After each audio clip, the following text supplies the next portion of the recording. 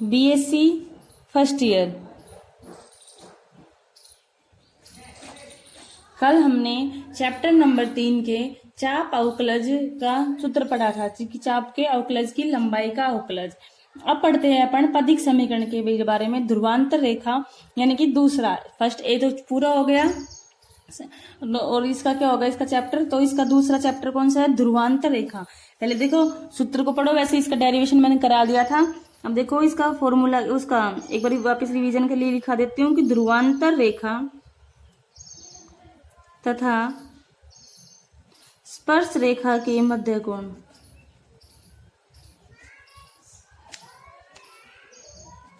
अपन ने कल पढ़ा था जो क्या होता है ध्रुवांतर रेखा और स्पर्श रेखा के मध्य कोण। चित्र में नॉर्मल कच्चा वैसे बना देती हूँ। ये तो अपनी ऐसे होती है जैसे स्पर्श, ये हो गई ध्रुवांतर रेखा और ये कोई स्पर्श रेखा और इनके बीच का कोई कोण था फाई, यही तो था।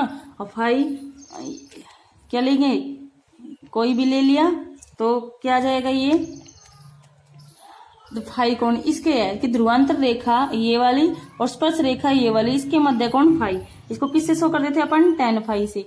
और इसका मान क्या था, इसको डायरेक्ट फॉर्मूला लिख देती हूँ। अब इसका डेरिवेशन तो मैंने करा दिया था, तो फॉर्मूले से बेस पे रिवीजन करवा रही हूँ। तो देखो इक्वल्स टू क्या आ जाएगा, R D theta upon D R. पिछले में लिखवा दिया था मैंने ये फॉर्मूला, तो क्या जाएगा कि tan फाई ध्रुवांतर रेखा और स्पर्श रेखा के मध्य कोण क्या होता है, R D theta upon D R. ठीक है। अब देखो स्पर्श रेखा, दूसरा फॉर्मूला क्या जाएगा, दूसरा फॉर्मूला क्या है, स्पर्श रेखा पर ध्रुव से लंब की लंबाई, स्पर्श रेखा व ध्रुव से लंब की लंबाई। अब ध्रुव से फिर इस चित्र में समझते हैं अपन कि ये तो कोई जैसे ये है, तो ये है कोई ध्रुवांतर, ठीक है, ओ से मिलती, और ये कोई स्पर्श रेखा मान लिया अपन ने टी। ठीक है, इसमें पूछो और ये कौन कौन सा है, फाई, ये थीटा और ये साई। अब देखो इसमें बता रहा है कि ध्रुव स्पर्श रेखा और ध्रुव से लंब की लंबाई, स्पर्श रेखा व ध्रुव से लंब की लंबाई, यानी कि इसमें तो लंब की लंबाई ये तो थोड़ा सा टेढ़ा, तो इसमें देखो अपन नीचे इसमें से क्या डालते हैं, लंब डालते हैं, तो क्या आ जाएगा, ये आ जाएगी लंब की लंबाई, यही तो डाला है, तो क्या आ जाएगा, ये ओ एम, ये होती है, ये वाली सिद्ध करनी है अपन को। इसको मान लेते हैं अपन पी। स्पर्श रेखा और ध्रुव से लंब की लंबाई क्या हो जाएगी, ओ एम, इसको मान लिया पी। अब देखो इसका भी डेरिवेशन करा देता तो डायरेक्ट फॉर्मूला लिख देती हूँ। इसको क्या आएगा इसमें, पी एम, इसको लिख सकते हैं अपन 1 अपॉन, या एक तो ये फॉर्मूला काम आएगा आर साइन फाई, पदिक समीकरण, इसका मान क्या निकल जाएगा, आर साइन फाई, यानी कि O M equals to R sine phi या P M equals to sine phi. और अगर यू और उसमें थीटा के रूप में लेते हैं तो इसमें पदिक समीकरण का फॉर्मूला क्या जाएगा, P square U square plus में D U upon D theta का होल स्क्वायर। देखो लेकिन काम तो यूज में तो अपना यही आएगा ज्यादातर, ठीक है, ये इसका दे रखा है। और अब देखो पदिक समीकरण की, पदिक समीकरण क्या होती है कि पदिक समीकरण, पदिक समीकरण में भी यही होता है। इसकी परिभाषा देखो पहले क्या है पदिक समीकरण, कि किसी दिए हुए वक्र, किसी दिए हुए वक्र, किसी दिए हुए वक्र आर बराबर में एफ थीटा, यानी कोई फलन क्या है, आर के बराबर एफ थीटा के लिए पी यानी कि लंब की दूरी तथा आर के संबंध, आर के संबंध को उस वक्र का पदिक समीकरण कहते हैं। उस वक्र का पदिक समीकरण कहते हैं जहां पी ध्रुव से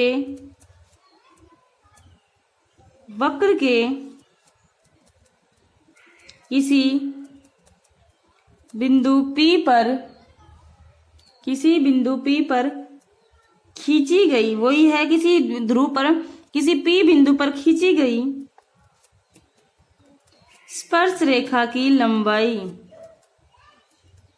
स्पर्श रेखा पर लंबवत हो। पदिक समीकरण में भी इसका मान दे रखा है कि किसी दिए हुए वक्र r बराबर में f थीटा के लिए p तथा r साइन के संबंध में p तथा r के संबंध में क्या जाएगा r साइन थीटा, तो को उस वक्र का क्या कहलाएंगे, इसको क्या बोलेंगे, पदिक समीकरण। जो ये वाला है इसको ही बोलेंगे पदिक समीकरण। जहां p ध्रुव से वक्र के किसी बिंदु यानी कि P से पर खींची गई स्पर्श रेखा, वक्र के किसी बिंदु पर स्पर्श रेखा पर खींची गई लंबवत रेखा P, तो ये हो जाएगी पदिक समीकरण। अब पदिक समीकरण भी कौन कितने प्रकार के होते हैं, दो प्रकार से। एक तो कार्तीय रूप में पदिक समीकरण लिखेंगे अपन कि पदिक समीकरण किसमें, कार्तीय रूप में। इसका भी डेरिवेशन करा दिया था। कार्तीय रूप में कौन सा है, पदिक समीकरण की लंबाई यानी कि P का मान क्या जाएगा x dy/dx। देखो वही है कि एक जैसे लंब खींचते हैं ना किसी रेखा से किसी बिंदु से, लंब की लंबाई यानी कि मान लीजिए अल्फा बीटा है और यहाँ क्या है ax प्लस में by प्लस में c, तो ये क्या है, इसको सेटिस्फाई करेंगे लंब की लंबाई। तो इसका फॉर्मूला क्या है, लिख देती हूँ पहले पूरा कि a alpha b beta plus में c और नीचे क्या आ जाएगा a स्क्वायर प्लस में b स्क्वायर, यही तो लंब की लंबाई। ऐसे ही लेकिन यहाँ अगर मूल बिंदु है अपने इस पदिक समीकरण में, इसमें क्या है, ये मूल बिंदु है और मूल बिंदु है तो इसमें क्या जाएगा पदिक समीकरण, तो x dy/dx माइनस में y अपॉन में 1 प्लस में dy/dx का होल स्क्वायर।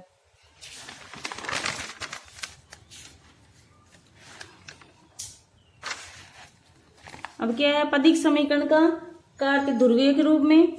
दूसरा क्या आ जाएगा, पदिक समीकरण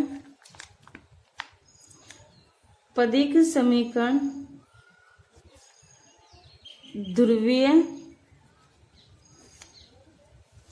रूप में। ध्रुवीय रूप में क्या आ जाएगा, अपन जानते कि r बराबर में f थीटा, ये करा दिया था। इसका फॉर्मूला क्या आएगा ध्रुवीय रूप में 1/p square 1/r square plus में 1/r की पावर 4 dr/d थीटा का होल स्क्वायर। ये हो जाएगा कार्तीय रूप ध्रुवीय रूप में पदिक समीकरण। ठीक है, अब अपन करते हैं इसके एग्जाम्पल में देखो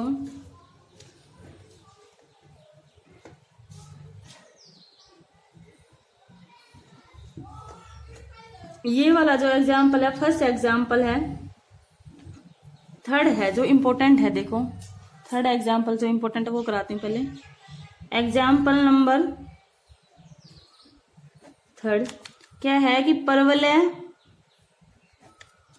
y स्क्वायर 4ax प्लस में a का पदिक समीकरण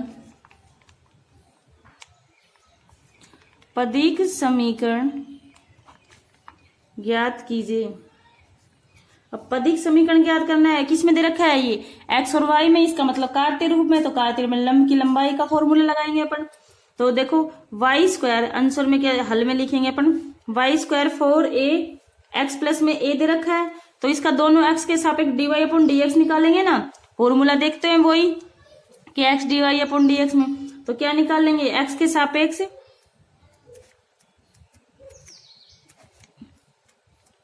अवकलन करने पर क्या जाएगा 2y dy/dx 4a, इसका जाएगा 2y dy/dx 4a, इसका करेंगे x का 1 आ जाएगा और इसका 0 आ जाएगा तो 4a। तो यहां से dy/dx का मान कितना आ जाएगा, ये इधर नीचे ले जाएंगे, कितना मान आ जाएगा इसका 2a/y।